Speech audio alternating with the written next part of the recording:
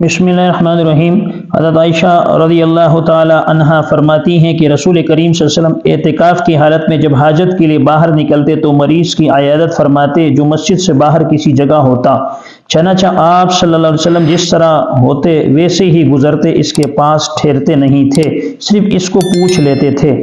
سنن ابو داود میں جو حضرت عائشہ رضی اللہ تعالیٰ عنہ سے یہ روایت مروی ہے کہ رسول اللہ صلی اللہ علیہ وسلم جب رمضان کے آخری عشرے میں اعتکاف فرمایا کرتے تھے تو آپ صلی اللہ علیہ وسلم جب رفع حاجت کے لیے جایا کرتے تھے، یعنی چونکہ اس زمانے میں مساجد میں بیت الخلا وغیرہ کا جو سسٹم ہے وہ نہیں ہوا کرتا تھا، آپ صلی اللہ علیہ وسلم وہ گھر جاتے تھے رفع حاجت کے لیے، تو اس صورت میں آپ صلی اللہ علیہ وسلم مریضوں کا حال پوچھ لیا کرتے تھے، یعنی راستے میں اگر کوئی مریض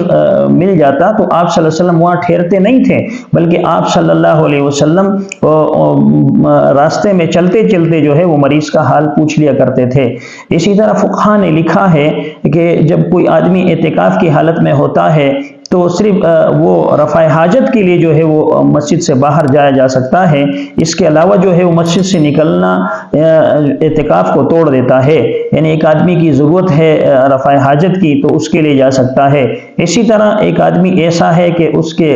لیے جو ہے وہ کھانے پینے کا سامان کوئی نہیں لا سکتا، تو کھانے پینے کی ضرورت زندگی کے لیے یا اشیاء خوردنی، یعنی جو چیزیں عام طور پر انسان کھانے پینے کے لیے استعمال کرتا ہے، اگر وہ چیزیں وہاں مسجد میں میسر نہ ہو یا کوئی لانے والا نہ ہو تو اس کے لیے انسان جا سکتا ہے۔ اس کے علاوہ جو ہے جنازے کی نماز میں شرکت کرنا اس کے لیے منع قرار دیا گیا ہے، اس سے منع روکا گیا ہے، اور اسی طرح جو ہے مریض کی عیادت سے بھی روکا گیا ہے، لیکن راستے میں اگر آتے ہوئے آپ کسی کو سلام کر لیں تو اس میں کوئی قباحت نہیں ہے۔ اسی طرح کسی مریض کا حال جاتے جاتے راستے میں آپ پوچھ لیں تو اس کے اندر کوئی قباحت وغیرہ نہیں ہے۔ اللہ تبارک و تعالی ہمیں ان مسائل کو سمجھنے کی توفیق عطا فرمائے، آمین۔